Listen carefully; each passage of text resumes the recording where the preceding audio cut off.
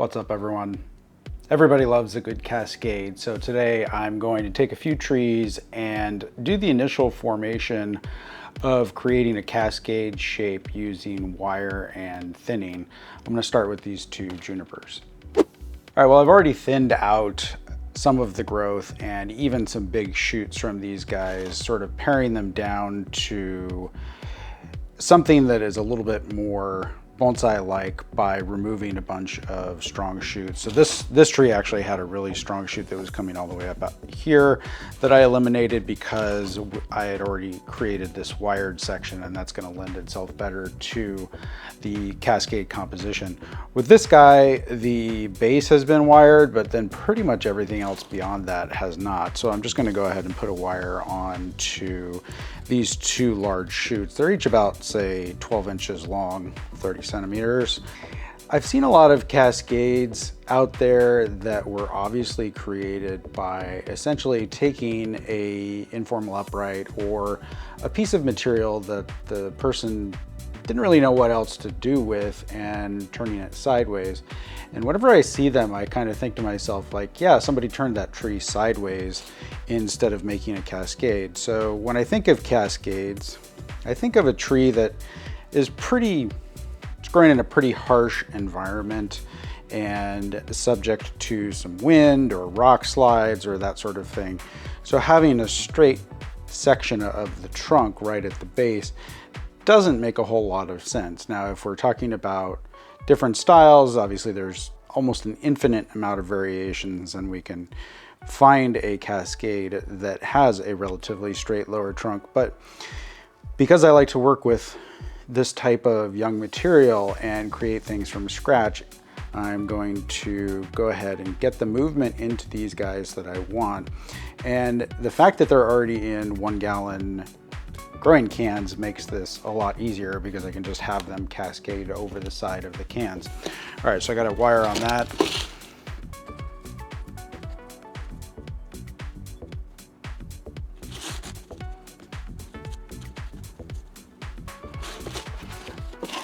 All right, now you can kind of see this shape here on the trunk, and I'm going to do a little bit more gin and shari work as long as I'm working on this, reducing these stubs that I created by cutting off large shoots like these to more of like a short gin because they don't have a whole lot of shape to them. And then there's a little bit of a shari here. I'm gonna reopen that before I go ahead and do some bending. All right, now the shari that I've created on here has started from this, and then I extended a little bit. It looks like there's a little bit of a twist to the lifeline.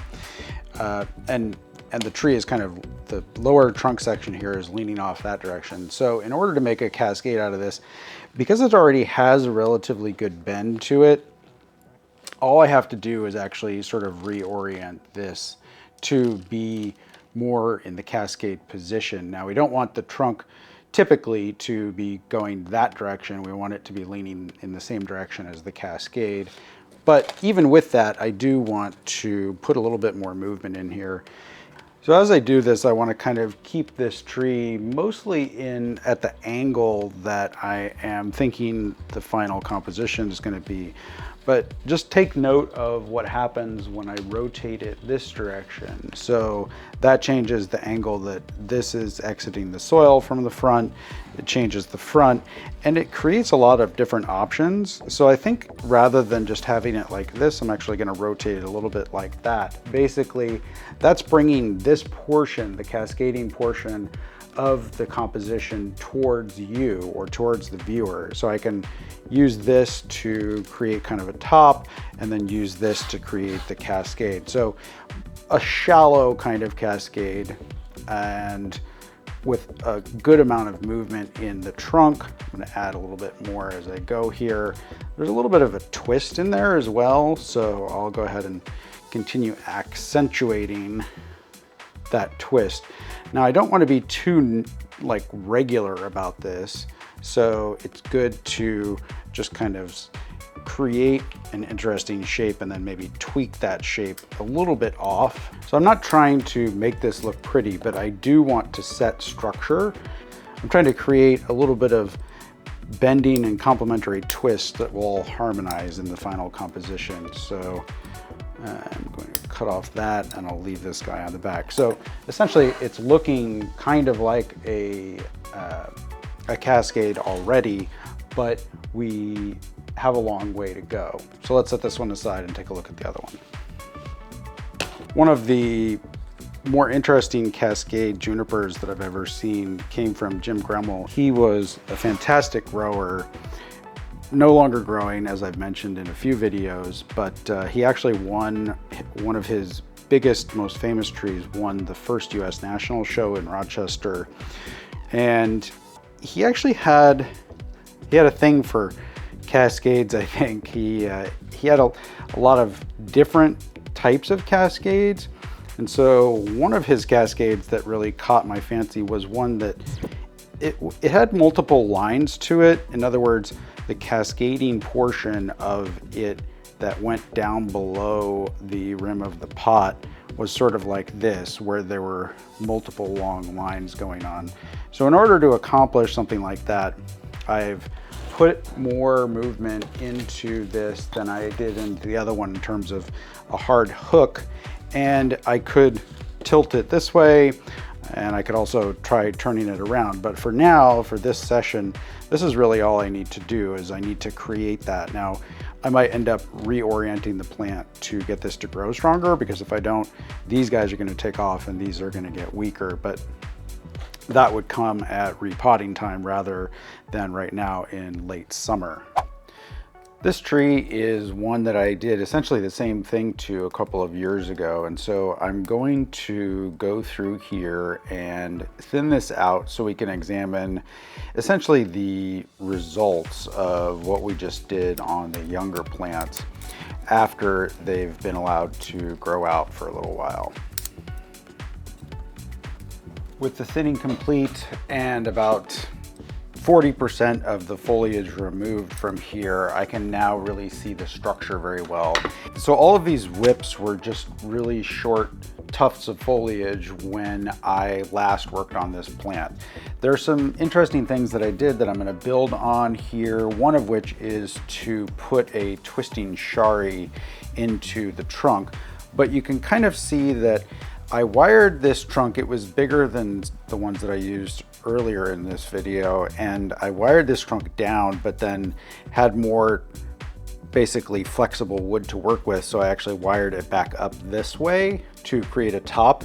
And part of that was because there were no small shoots left on this portion of the trunk. And that meant that I had to give myself an option for creating a top. Now, this is a nice strong shoot, but one of the things that I just learned as I'm working on this plant is that it's giving me a more distributed growth pattern than I would have expected. So these shoots are very strong and are creating good wood that I can now capture and utilize for furthering the creation of the composition that I'm after. And I would have expected, especially if this were a pine or a deciduous tree, that the growth up here would be really strong and the growth down here would be relatively weak. But as you can see, they're about the same. So that's actually a good sign in terms of using junipers to create cascades. The one caveat is that all of this foliage that's sort of under here, sandwiched between the pond basket and the other foliage, has gotten too much shade, and that growth has gotten weak. Now, I don't necessarily need any of this, but I'm not going to cut it off yet because it leaves more options for me as I move into styling the tree.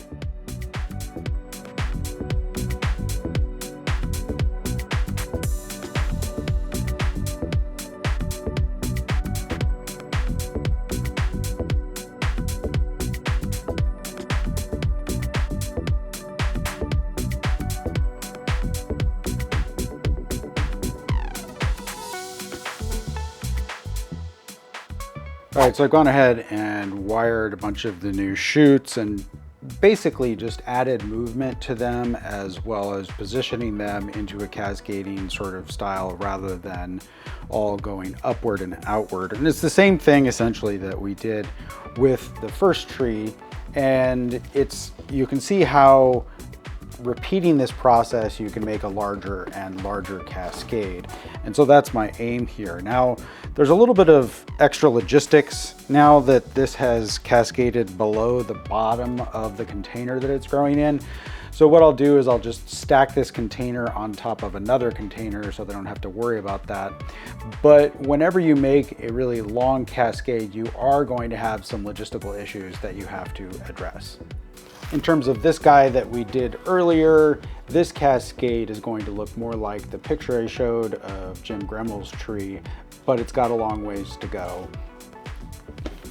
That wraps up this video. Thank you so much for watching, and we'll see you next time.